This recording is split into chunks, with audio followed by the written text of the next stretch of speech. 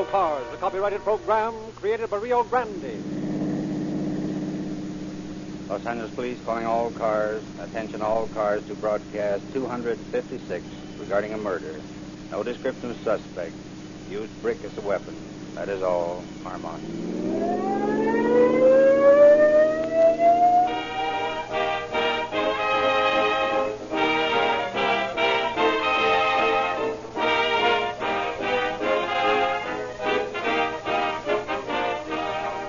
If you attend a football game tomorrow, friends, you'll see the referee and the captains of the opposing teams go into a huddle.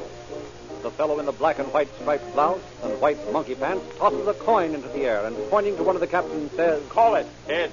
Heads it is." And thus is decided which team will kick off, the other getting a choice of goal it will defend. A harmless enough form of gambling. But flipping a coin is no way to decide which gasoline is the best to pep up the running attack of your motor.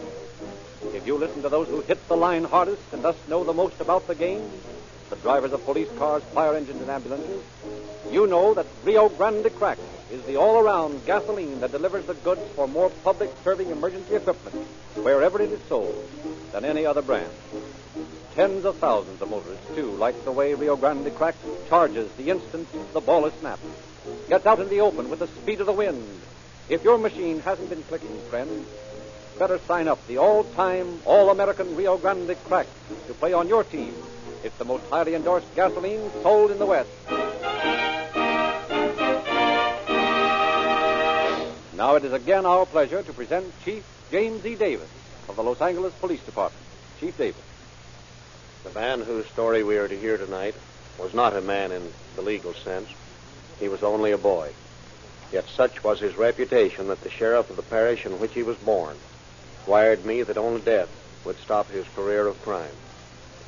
The work of the police in this case would have been aided materially if reports had been made to the authorities of all cases in which this man was involved.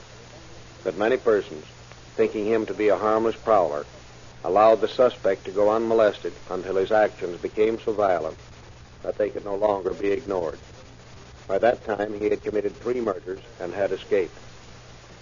I wish to impress upon you the importance of reporting to the police any case of a suspicious nature. Let the police officer decide whether it's important or not. That's his job.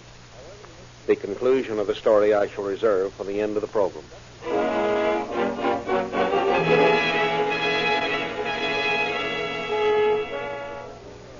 Los Angeles Police calling all cars. Attention all cars. This may be in your district. At the Montesano Hospital, a woman has just been beaten with a brick. That is all, Morgan. I was lying in bed here, almost asleep, when this man came in. I heard a noise. I thought it was the nurse, but I just rung for Where him. was the man when you saw him? Well, he was standing right there, just about where you are now. He had something in his hand. Was he just standing there? No, he was leaning over the bed a little. He had his hand raised up by his face. I could see something in his hand, but I didn't know what it was. I screamed, and then he hit me. Did you lose consciousness? Yes. He didn't hit me a hard blow. I threw up my arm and sort of knocked his hand out of the way. But I must have fainted. When I came to again, he was choking me. I got loose and screamed again, and that woke the other women, those over there. And they started screaming, too. What did the man do then? Well, he ran out of the window there, right across the terrace, and jumped over the railing. Is this the brick he had in his hand? I think so. He dropped something just as he got to the door. Well, now, you take it easy. We'll make a you. report of this and see what we can find out.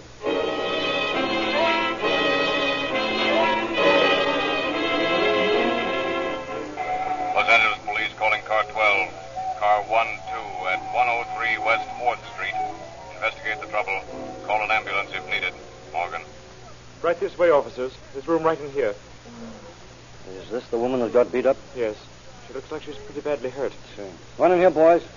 I'll make a report on this as soon as I get some dope on what happened. When did you discover the woman? About half an hour ago. She's been hurt longer than that. Well, I know that. That's why we came in when we did. You see, nobody had seen her around for a couple of days, so we decided to investigate. Who is she? Mrs. Elizabeth Barclay. She's from Akron. Let's see. How long has she been here? About 3 weeks. Did she have any money? Apparently so. Her clothes were good. She paid her bills promptly. Always seemed to have enough to get what she wanted. You ever see this purse before? Oh, yes, not the times. It belonged to Mrs. Barkley. You say you haven't seen her for a couple of days. Yes. You see, she didn't come down yesterday nor today. And when she didn't answer her room phone here, we decided we'd better find out what was wrong. I got the janitor, and we took a look through the transom and saw her sitting here in the chair, all covered with blood. So, naturally, we investigated. See? You haven't touched anything in the room? Not a thing. When we found Mrs. Barkley hurt, we called the ambulance and then phoned the police station. Was this brick on the windowsill when you came in? Everything is just exactly the way it was. Nothing has been touched. Well, we'll take it along.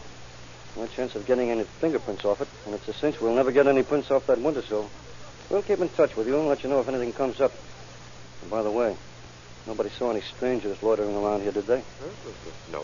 Well, if you see anybody hanging around this joint that looks suspicious, you call us. I'll do that, yes.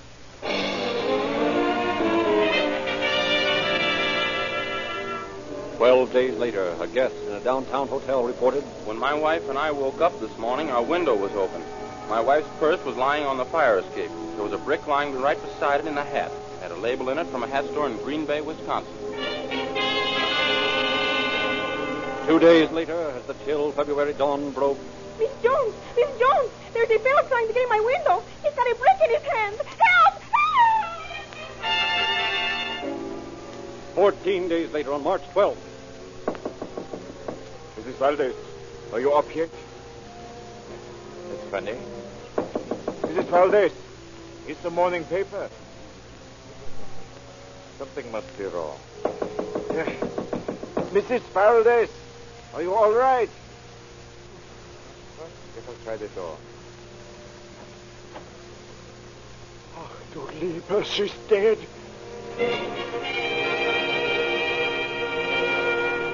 again, the telltale brick was found at the scene of the crime. 18 days went by. Then on the morning of March 20th, at 523 South Maple, a man awoke. What the devil's coming off in here? Hey, get away from that window. Oh, throw a brick at me, will you? Well, I'll fill you so full of holes you'll look like a used punch board.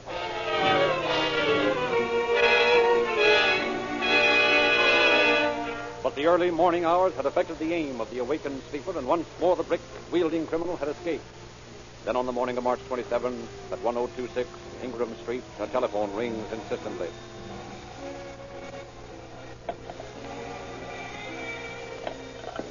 Hello? Say, Grace, what's the matter with you? Why did you answer your phone?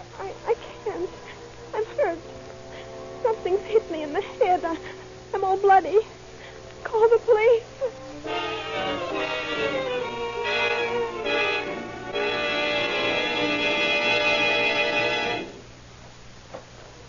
Howdy do. I'm Lieutenant Patton. Will you call police headquarters? Yes. Come in, please. Well, you look like you're in a pretty bad shape. I am. The doctor just left. How'd you get your head all banged up that way? I don't know.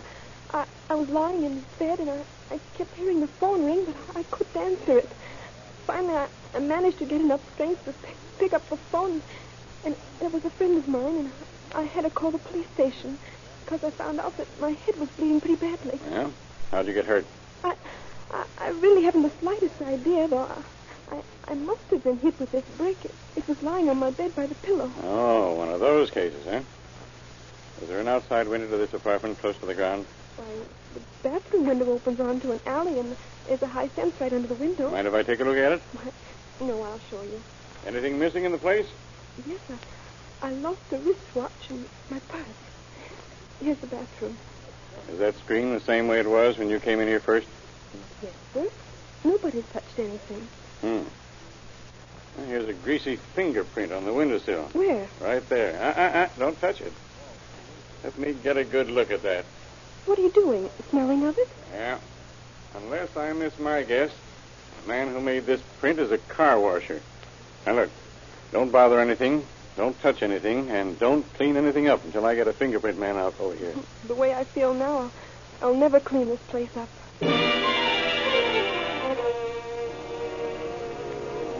Twice more, the brickbat killer struck. Then on the morning of April 4th, 1937, Los Angeles shuddered at the grim details of its latest brickbat murder. Lieutenant of Detectives Patton, Tommy Bryan, and his partner Ray Geesey discussed the murder. You fellows got anything more on this Warden case? Yeah, Ray and I were just looking at the reports a while ago. All these brickbat cases have been assigned to Ray and me. Pretty bad, isn't it? Yes, it is. What's a whole lot worse is the fact that, as far as I can determine, this is the 13th crime of the same nature that's been committed in this town since the first of the year. You think all of these brickbat jobs have been done by the same man? I'm sure of it. Same method of operation in at least 10 of the cases. The first one is at the Montesana Hospital. That was back in January. And on the 2nd of February, Mrs. Barkley was discovered in a room in that hotel on 4th Street. Yeah, I remember that case. On the 14th of February, a fellow named Nash reported that his hotel room had been broken into. And in that case, the brickbat was left. On the 16th of February, we had that case in Santee. A girl saw a man trying to climb through a window. He had a brickbat in his hand. This guy's a bricklayer of the first order. And so far, that is, up till the middle of February, he hadn't killed anybody. No, but Mrs. Barclay was unconscious for 6 weeks. I don't think she'll ever be quite the same. The first murder that I think we can chalk up to our brickbat-carrying friend is the Valdez case out on Sanford. Say, didn't somebody take a shot at a guy for throwing a brick at him down on Maple or Wall or some of those streets? Yeah, this report shows that we got 3 complaints from the South Maple address. One on the 20th of March, 2 on the 31st. We got another on the 30th of March from the 500 block on South Wall. But in between that was the Ingram Street case. That's where you found the greasy fingerprint, wasn't it? Yeah. We had Gasco make some pictures of that print, but of course the possibilities of finding who it belongs to are very remote. Too indistinct to classify. Besides, we couldn't check all the prints anyway. You told me you were positive that the man who made that print was a car washer. Yes, I had Ray Pinker make an analysis of scrapings from the print. He agrees with me. Besides, we also know that the grease is not differential or transmission grease, but the kind that would naturally accumulate on a sponge or a chamois skin. Well, that definitely makes a car washer out of him and not a mechanic, huh? That's what we think. Yeah, we found a dusty print on a milk bottle over at the Warden place. Apparently, whoever made it had pushed the window up and had set the milk bottle off the windowsill over on the fence to keep from knocking it off. When he did that, he left a dusty print on the milk bottle. Pretty indistinct, but I think Gasco's going to be able to do something with it. Well, these latent prints are all right if we ever get any others to compare with them. But right now, that's a job that's too big. Well, how about running the card through the machine and pull out all the cards with the same M.O.? Strange as it may seem, we haven't a single case in our files other than these 13 in this folder right here. Well, didn't anyone get a description of this guy? As near as we can figure out, we've got to look for a car washer about 6 feet tall, weighing about 150 pounds, but that's all we got to go on. Well, it's a cinch we can't round up every 6-foot colored boy we see and ask him if he's the brickbat killer. No, but we can do the next best thing. We can round up every one of them that looks like he might answer that description. And we can compare every fingerprint we take from now on with those we have in this file. Let me study that file. I've got an idea.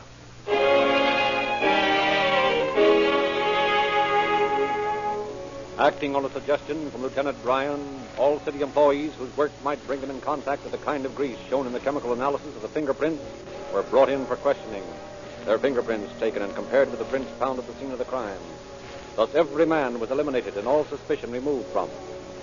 Then Bryan conferred with Chief of Detectives Joseph Taylor, who was actively working on the case. Well, Chief, we had another brickbat case last night down on Gladys Street. According to the report, the fellow tried to break into a girl's room, and she woke up in time to put in a call to the police, but the guy got away. Think it's the one we were looking for? I'm pretty sure it is. He left a brickbat on the windowsill. Here's something I'd like to check with you, too.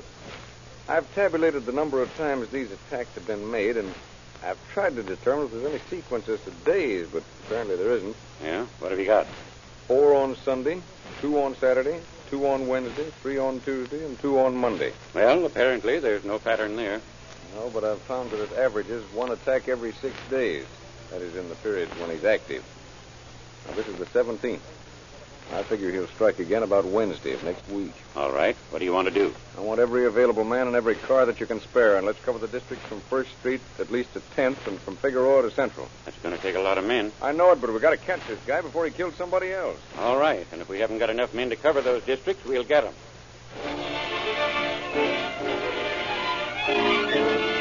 After night, augmented by 150 extra men, the Los Angeles police combed the district, outlined by Lieutenant Bryan. From housetops, from parked automobiles, even from trees, the officers watched for the murderer. Hundreds of suspects were brought in for questioning. More than 100 unsolved cases were broken as a result of these arrests. But still, the brickbat-wielding slayer escaped detection. Chief Taylor, why don't we check the fingerprints we've got on these brickbat cases against the juvenile prints? Look, Tommy, you know it practically takes a court order to get those juvenile prints out of the file. Well, that's a system I don't... I think those prints should be available like all the rest of the fingerprints. Nope, we don't want to run the risk of some guy with a cop complex rousting some youngster around just because his prints happen to be in police records. Meantime, this guy goes around caving in skulls with brickbats. Now, don't let this case get you down, Tommy. Anyhow, you have no reason to believe this killer is a juvenile. No, it's just a hunch, that's all. How much longer you want these extra men? Well, I've about decided that this bird skipped town. It's been 4 weeks since anything's happened, and if he was still here, he'd have started something before this. Well, you keep the file on it and keep working on the case. Let me know what comes up. Oh, do you have anything in mind on it? Well, I got a letter here that I'd like you to send out for me. I think it ought to go to every sheriff's office and police department in every town in the United States that has more than 10,000 people. It might be a good idea to send them to Mexico and Canada, too. Yeah? What's the letter about? I'm asking them to give us a report on every case of this sort that they've had, and to notify us if they have any other case of the same kind. And the minute we hear from any one of these towns, we'll have a lead. All right, we'll send them out.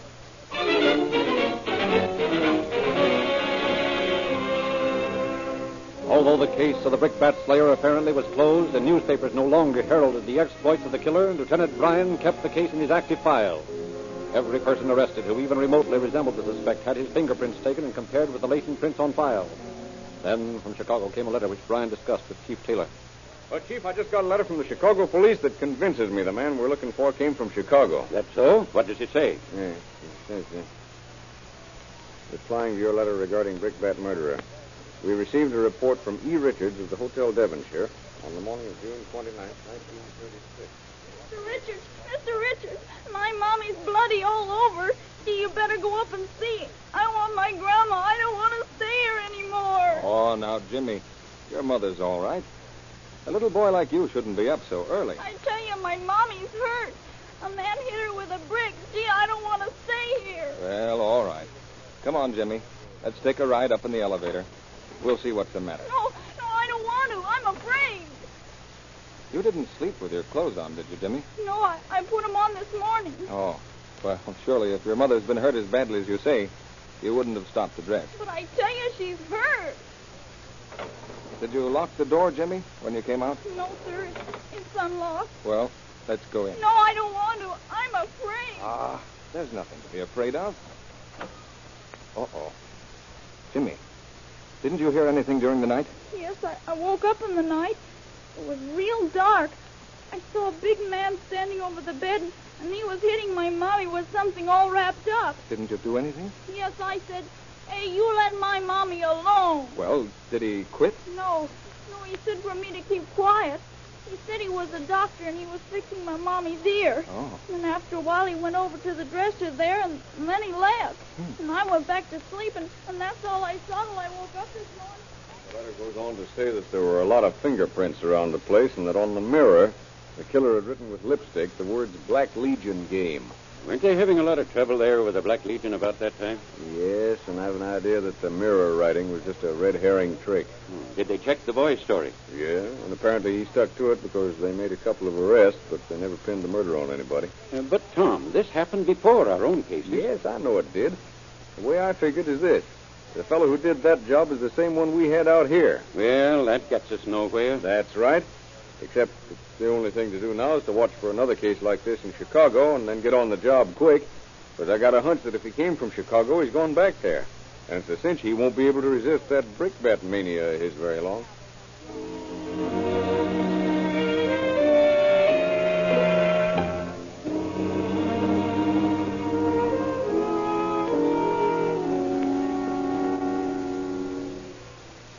Tommy, will you put that paper down and come to bed? Yeah, just a minute. What are you doing? Reading the want ad? No. You've been reading that paper every night. What do you find so interesting? I got a letter last week from Les White. He sent me a clipping about a brickbat murder in Chicago. So I'm just looking for brickbat murders. Oh, for heaven's sake. Are you going to spend the rest of your life working on that case? Mm-hmm. Yeah, if I have to. Well, at least get home in time to read the paper before midnight. Oh, boy. What now, Listen Sherlock? to this. Chicago, Illinois. Police today arrested Thomas Crosby, Negro car washer, 17, as a suspect in the death of Anna Cook, Chicago nurse, who was murdered on the morning of August 21st. So what? Why all the excitement? You mean to say you didn't read that story? Now, look, Tommy, I married a detective. I've been a good wife to you, haven't I? Yeah, but gee, you ought to read about I didn't these agree to things. read murder stories. I get enough of that from listening to you. Where's my hat? Right where you always leave it when you come in, on the table in the hall. Hey, where do you think you're going this time of night? I'm going to headquarters, And lady. what do you think you're going to do there? I'm going to find out if we've got the fingerprints of Thomas Crosby. Well, what if you have? If we have and they match up with a certain print I've got in mind, I'll be flying to Chicago tomorrow morning. Oh, why did I ever marry a detective in the homicide squad? Tough luck, honey. Goodbye now. I'll be seeing you.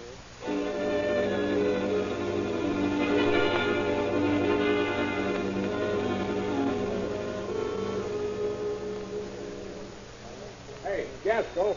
Come here a minute. Tommy, if you say brickbat to me, I'm going to brain you. Never mind the horseplay. Come on. I want some prints. You got the fingerprints of Thomas Crosby? Listen, Tommy, we've got 425,000 fingerprints in this joint. You asked me for Thomas Crosby. Now pull yourself together, Brian. What's it all about? Will you please pull the card on Thomas Crosby? Yes, Mr. Brian. How do you spell it? Crosby. Crosby. Crosby. Crosby.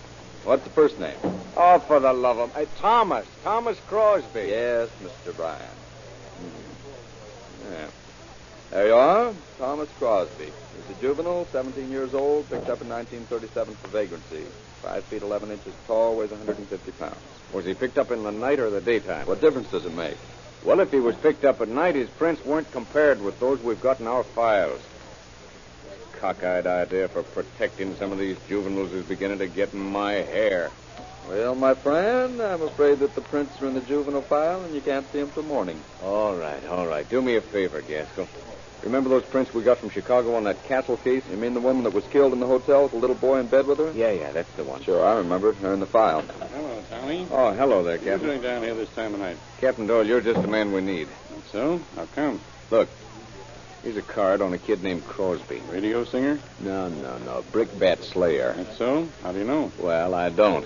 But he was picked up today in Chicago on suspicion of doing the same kind of job that our brickbat murderer was doing around here. Let me see the card. This guy's a juvenile. Yeah, that's where you come in. You know the rules, Tommy. Sure I do, Captain, but look, I'll bet my right eye that this man's the guy we're looking for.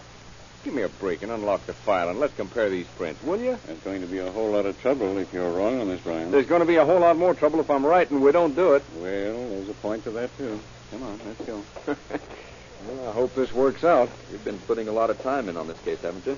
Ever since April of last year. 16 months, eh? Yeah, 16 months. What time I wasn't working on other cases. Did you say Thomas Crosby? Yes, sir, Thomas Crosby. Juvenile, 17 years old, colored. Okay. There you are. Okay, we'll get to work on it. Come on, Tommy. Hey, Woodruff, you found those prints yet on the castle case? Yeah, there you are. Hand me that glass, will you, Tommy? Well, how about it? Sherlock, I'm afraid you've got something. Yeah? The same fingers that made the prints on this card are the ones that made the prints on Mrs. Castle's mirror. Hot dog. Let's get a wire off to Chicago. What are you going to do? I'm going to help them pin the Castle murder on that Crosby bird, and while they're doing that, I'm going to try to tie him up with the brickbat killings here. And just how are you going to do that? Gaskell, will you do me a favor and compare those latent prints we got off that milk bottle in that Olive Street murder with these Crosby prints? Oh, that's it, eh? Why didn't you say so? I've got those prints in the drawer. Oh, I got a hunch on this, and if it works, we've got our brickbat killing solved. Well, I'm afraid they're solved, because in my opinion, these latent prints were made by Thomas Crosby.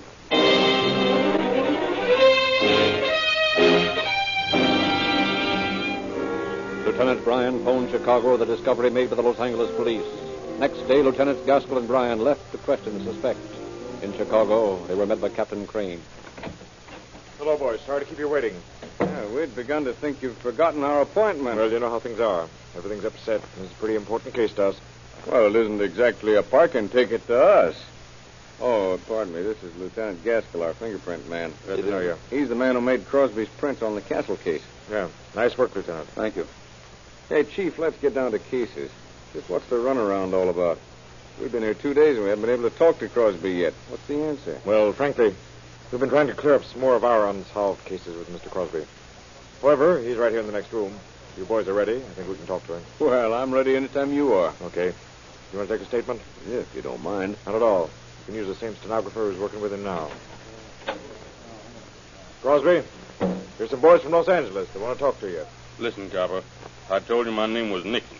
Now, don't be going around here calling me Crosby. Another crack like that out of you, and I'll bend a blackjack over your head. Nuts to you. What do you guys want? That's good, huh? Now, let's get something straight right now. You guys play square with me, and I'll play square with you. I'm tough, and I know it. I don't want no smart cracks about it. All right, Crosby, if that's the way you feel about it. My name is Nixon. Oh, okay, Nixon. I'm Lieutenant Bryan from Los Angeles. This is Lieutenant Gaskell. We've made a comparison of the fingerprints that we found at the scene of a murder in Los Angeles with the ones on your record card. And they're the same ones. So what? Well, we want to know if you're willing to admit these brick bat attacks we've had on the coast. Do I go back there? Back to Los Angeles? Yeah. Maybe. Sure, I admit them. What do you want to know about them? Did you beat up that woman on Ingram Street? Is that the one close to Wilshire? Yeah. Sure, I hit her. She was going to wake up and yell for the cops, so I let her have it with a brick. How about that murder out on Stanford? Now, I don't know nothing about that. Did you kill the woman and her daughter up on Olive Street? Is that the street up on top of the hill? That's the one. Yeah, I killed them. They was going to holler, too, so I just caved them in with a brick. Did you pick up that milk bottle? Yeah, they tell me that's where I made my mistake. Yeah. You did all right. Anything else you want to tell us? No, but there's sure something these Chicago cops would like to know. Yeah? What's that? Well, you hear about that murder in that Wabash Avenue Hotel? Yeah. Well, I done that one. Is that so? Yeah. Remember that gal in the hotel over on Washington Street? The one that her room was on fire? Yeah, we heard about it. It was a bad job. Yeah, man. I done that. Well, you certainly get around, don't you? I sure do. Say, when are we going to start back for Los Angeles? Oh, you're not going to start back. Huh? How come? No, we're going to leave you in Illinois. Out in California, you're a juvenile. You'd just go to prison for a little while. Yeah, I know that. Yeah. But in Illinois, your age won't make any difference. They'll electrocute you. So long, tough guy.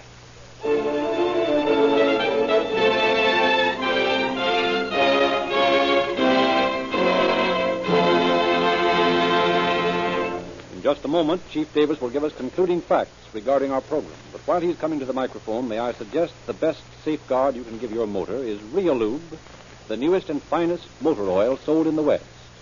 A worthy running mate for Rio Grande Craft, the great police car performance gasoline that is first in public service. The most highly recommended gasoline sold in this section of the country. And now, Chief Davis. Crosby, alias Nixon, was tried in Cook County, Illinois, on July 28th and found guilty of murder and sentenced to die in the electric chair. In a statement today to Los Angeles detectives in Chicago, he confessed to the murder of Mrs. Valdez. He will be executed 1 week from tonight.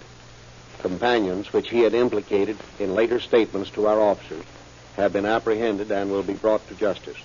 Again, crime has failed to pay. Thank you, Chief Davis.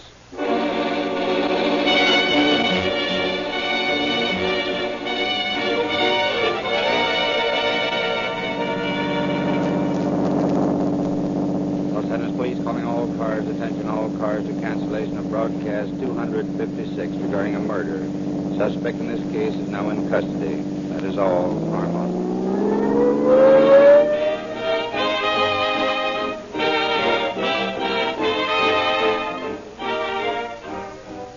This is your narrator, Frederick Lindsley, bidding you good night for Rio Grande.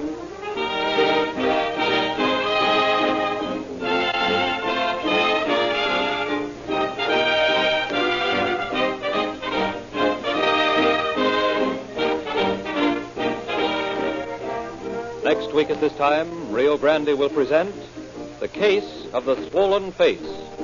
This is the Columbia Broadcasting System.